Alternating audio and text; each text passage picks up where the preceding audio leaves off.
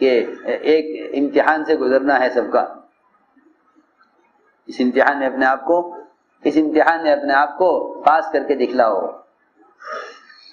اس امتحان میں اپنے آپ کو پاس کر کے دکھلاؤ، یہ اللہ کا دستور ہے کہ جو امتحان میں کامیاب ہو جاتے ہیں ہم ان کو اپنے کام کے لیے منتخب کرتے ہیں۔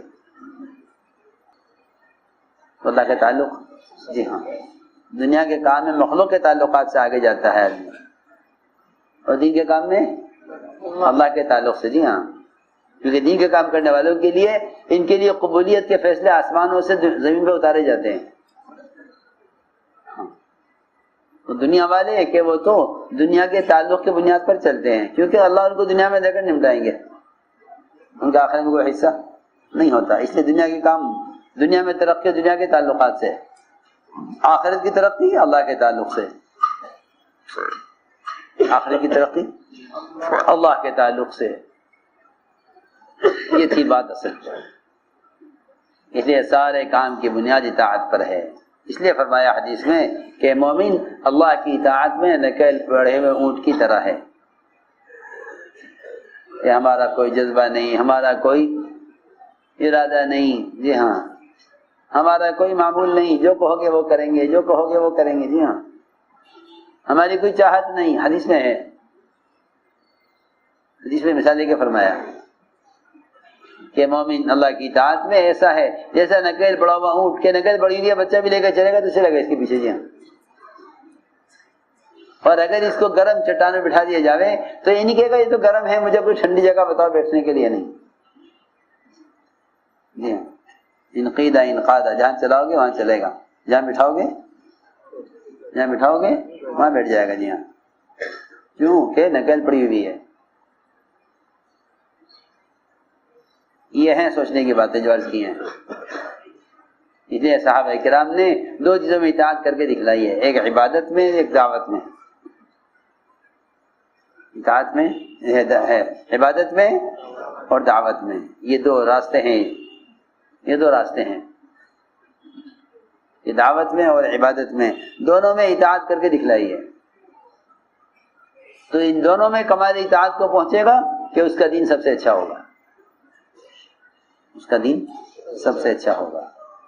تو دعوت اور عبادت، ان دونوں کو جمع کر لے ان کے حق کے ساتھ، عبادت کا کیا حق ہے اور دعوت کا کیا حق ہے، کہ دونوں کو جمع کر لے ان کے حق کے ساتھ، کہ اللہ تعالیٰ ایسے لوگوں کے دین میں کہ کمال پیدا فرماتے ہیں، پھر انہیں کام کے لیے قبول کرتے ہیں۔ اسی میں نے عرض کیا کہ کام قربانیوں سے آگے بڑھنے کا ہے، کام قربانیوں سے آگے بڑھنے کا ہے، اس لیے اس کا عزم کریں۔ ہاں، کیونکہ معمول کا پورا کرنا ترقی نہیں ہے، معمول سے بڑھ کر کرنا ترقی ہے۔ ہر تاجر کو، ہر ملازم کو، ہر کارخانے والے کو آپ دیکھیں، ان کی صبح شام کی فکر ترقی کی ہے، صبح شام کی فکر ترقی کی ہے، جی ہاں، ان کا سونا جاگنا کھانا پینا سب اس فکر کے ساتھ ہوتا ہے، جی ہاں، رات کو اسی فکر پر سوتے ہیں، صبح اسی فکر پر اٹھتے ہیں، ترقی کیسے کریں۔ ہاں آپ دیکھو، کوئی ایسا نہیں ملے گا آپ کو دنیا دار کے جو اپنی دنیا سے قناعت کیے بیٹھا ہو کہ ہاں جتنی ہے کافی ہے، بس ایسے نہیں ملے گی۔ صبح شام کی فکریں ترقی کی ہیں، اور یہ وجہ ہے کہ دنیا ترقی پہ ہے، دین تنزلی پر ہے۔ یہ اپنی ذات سے دین سیکھنے کو ترقی سمجھتے ہیں، نہیں، اس امت کی ذمہ داری عالم بھر کی ہے۔ سید نے بکھرے ہوئے مسلمان ایک جسم کے اعضاء کی طرح ہیں، مسلمان کہہ کر فرمایا حدیث میں کہ ساری دنیا کے بکھرے ہوئے مسلمان ایک جسم کی طرح ہیں،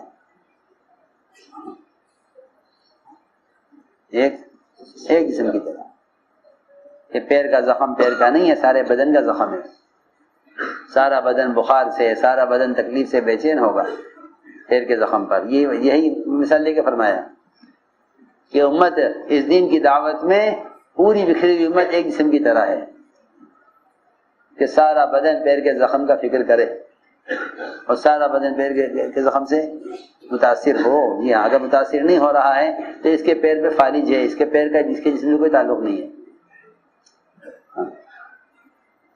ورنہ پیر کے زخم کی تکلیف پورے بدن کو ہو. بس یہ بات ہے کہ اپنی نماز، اپنا ذکر، اپنی تلاوت یہ اس امت کا کام نہیں ہے. اس امت کی ذمہ داریاں دو ہیں، مزاج سے کرنا اور دوسروں کو عمل کی طرف لانا. اس لیے ہمیں نقل و حرکت کے ذریعے اپنے ماحول کو بدلنا ہے.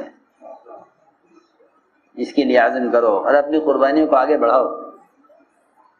قربانیاں آگے بڑھتی ہیں جب آدمی اس میدان کو دیکھتا ہے جو کام سے باقی ہے.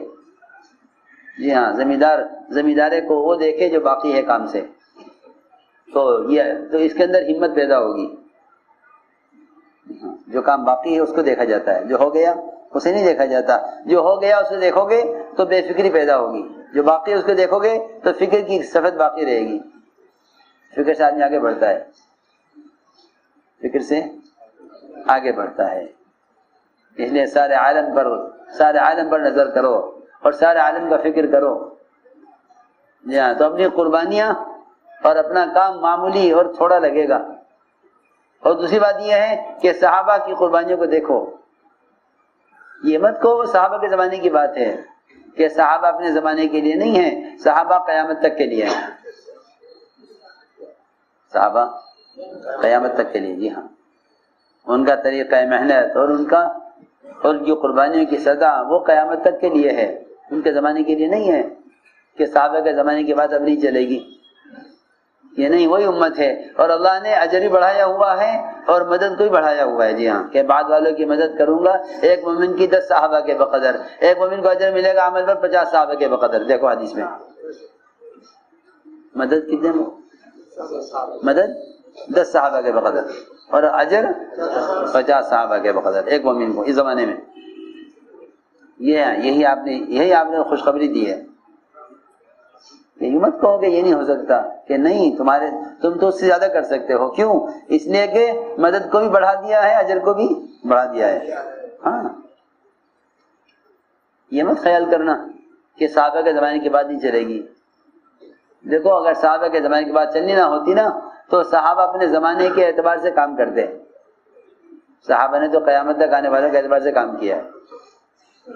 جی ہاں، اس لیے آپ کے طریقے، آپ کی سنتیں وہ قیامت تک آنے والوں کے لیے ہیں، آپ کے زمانے کے لیے نہیں ہے کہ آپ کے زمانے کی سنتیں یہ ہیں، اس زمانے کی سنتیں یہ ہیں. ایسا نہیں ہے، بلکہ دعوت میں اور عبادت میں دونوں میں آپ کے طریقے قیامت تک کے لیے ہیں. آپ کے طریقے دونوں میں قیامت تک کے لیے. جی ہاں، اتباع سنت دونوں میں، دعوت میں بھی اور عبادت میں بھی اور ضرورت میں بھی. تینوں لائنوں میں اتباع سنت ہے کہ دعوت کی کیا سنت ہے، عبادت کی کیا سنت ہے اور ضروریات کی کیا سنت ہے. تینوں لائن میں طریقہ دیکھو سنت کا، تینوں لائنوں میں سنت کا طریقہ دیکھو. اس لیے اپنے آپ کو اس کے لیے پیش کرو اور سارے عالم کا ارادہ کرو.